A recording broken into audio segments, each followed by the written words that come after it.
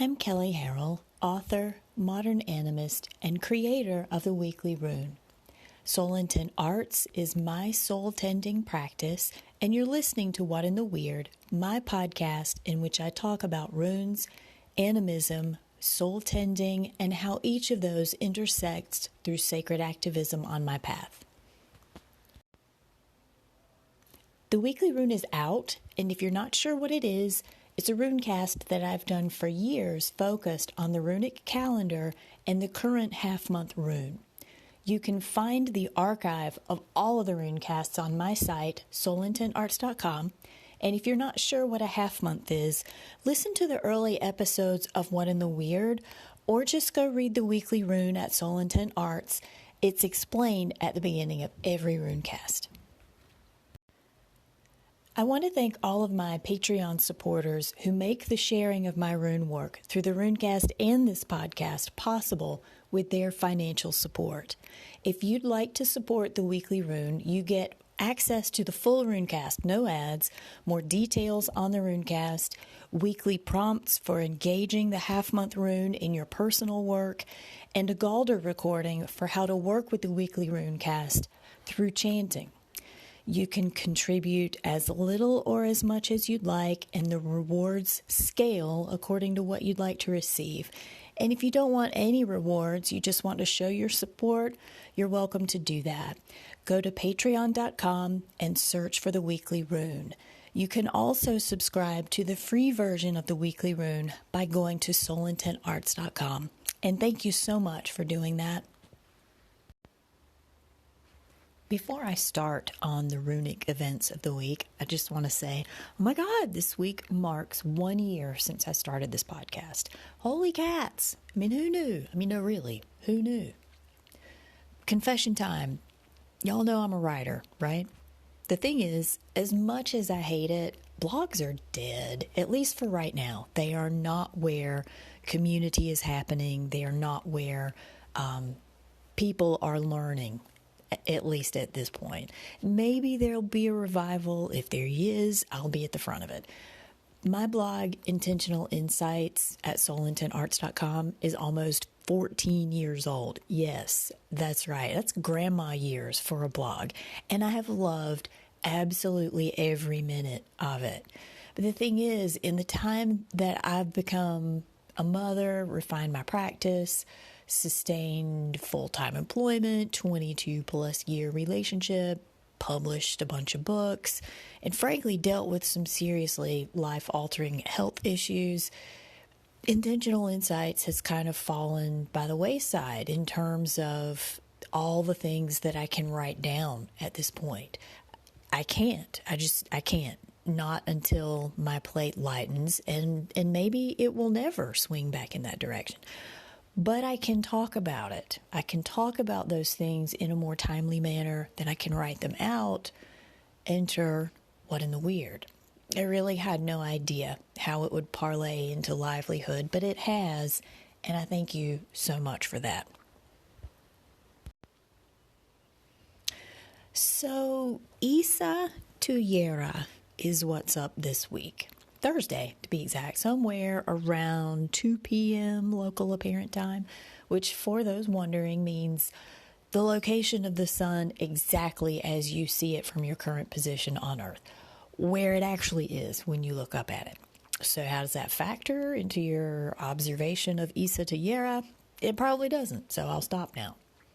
We've spent a lot of time in the Weekly Rune in the last couple of weeks in the podcast talking about the stewy qualities of Isa, how it holds us still to make sure we've gotten what we need before we move on to the next thing. Where Isa has forced us into the introspective internal work, Jera moves the work to be more externally focused, not social exactly, not so much as this process of evaluation, changing tactics, making plans. So after this intense needs assessment and boundary recalibration that we've had through the winter runes, we're asked to examine and adjust life to see where we've changed, thus where our habits, routines, and schedules need to get updated. I mean, does life still fit? Are we fostering in our physical space, our intimate relationships, and personal goals what really suits our needs and boundaries? The real question that Jera is asking is, does our life match our calling? We've talked in the last episode about initiation being the process through which our life gets retooled to suit our calling. Like, at some point, we have this awareness of what our calling is or what it should be, or some impetus of what we're being led to. But somewhere in there, unless you're just this ridiculously organic, perfectly in tune person, you also start getting these memos that the reason your calling isn't going exactly the way you would like for it to is because your life is not being conducted in a way that supports your calling. Well, Jera is the day planner that helps you do that. It's a native time every year that we can take a couple of weeks to assess it all. I call it hearth accounting because it's really a fine inventorying of the year. Jera means year. It's literally the base of the word year. And it comes to usher in winter solstice, which is upon us in the north. Which, by the way, if you want to get the winter solstice rune cast through Patreon, you need to go ahead and sign up for that now. So solstice and Yule carry these elements of newness, of the light returning. And they represent a beginning, sort of after having been in darkness between Samhain or Alphasblot, the time of wild hunts, ancestor honoring, death walking. It's almost like there's a theme in there. You know, deal with your dead, deal with your shit, go into the shadows. You can't get to the light without going through the shadows in the way this process is represented through the runes. And for the duration that we're in that darkness, they are the 3 winter runes, this time outside the usual experience of time. And if you're really keen to moon calendars, which are usually 13-month sequences, this is the month that sort of falls into that odd 13th category. So Hagalaz represents an end, and yet we're still progressing through Nathis, Isa, and now Jera is bringing us to the beginning. So where were we in the between time? You know, where were we between Hagalaz and Jera? We were dying. We were figuring out who we are, what our needs are. We were molting, we were rebirthing, we were setting boundaries around the new sense of self that has emerged through that. This new year brings the time to adjust life around that metamorphosis.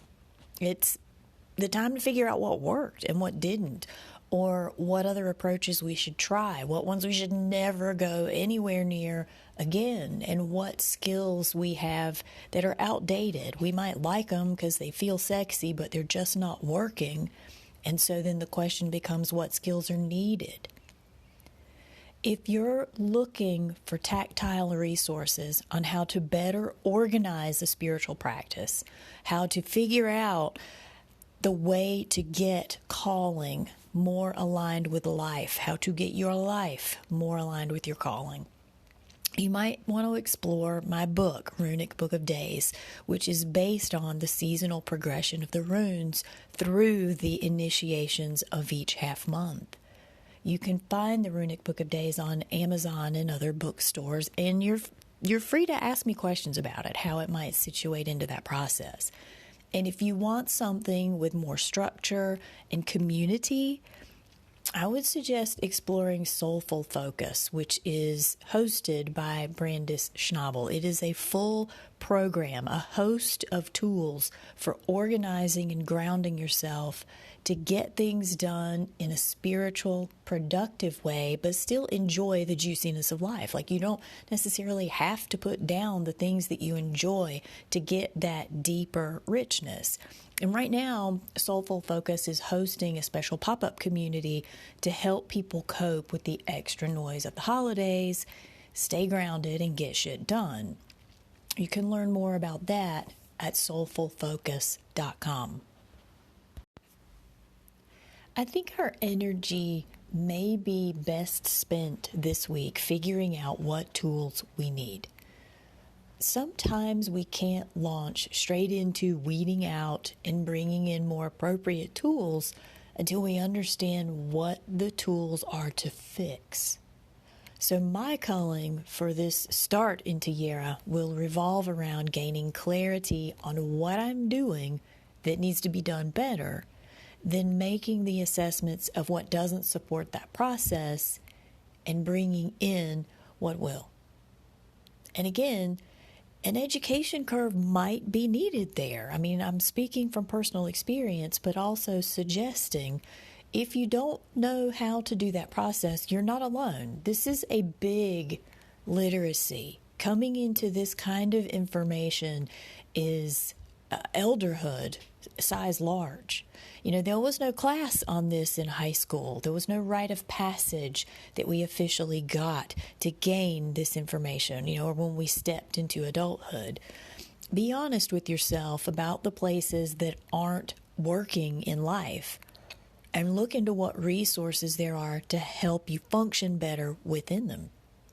If you don't even know where to start with resources, go to somebody that you trust and just ask them, a friend, a colleague, some person who might have some leadership wisdom role, on what you want to learn. Ask what resources they know of that could help with what you need to learn right now, the tool that you need to gain right now. We only learn when we reach out. You can only internet for so long. A guide once whispered to me, we don't heal in isolation, but in community. And this is one function that community serves, to help us educate ourselves, to give us options, to help us not feel alone in what we don't know, and the hope that we can learn. If Jera has a motto, it's this shit don't fix itself. How can you do it better? That's it for this episode. If you have questions or insights about working the runes in season, or you just need a cheerleader, feel free to email me at kelly@soulintonarts.com, or you can call in through the Anchor app, which is how I record What in the Weird, and you can download Anchor on Android or iPhone. Also, check out earlier episodes by downloading them from Google Play or iTunes and all those other platforms for podcasts. If you get a chance, check out Everyday Animism, which I co-host with a couple of other lovely ladies, Brandis Schnabel and Janet Roper, which is also on Anchor. And other podcasts you may enjoy are Around Grandfather Fire, hosted by James Stovall and Saranth Odinson, and Why Shamanism Now, hosted by Christina Pratt. You can learn more about me and my work by visiting soulintonarts.com, and I'm most active on social media at Instagram at Kelly Soul Arts. I'm Kelly, and this has been What in the Weird.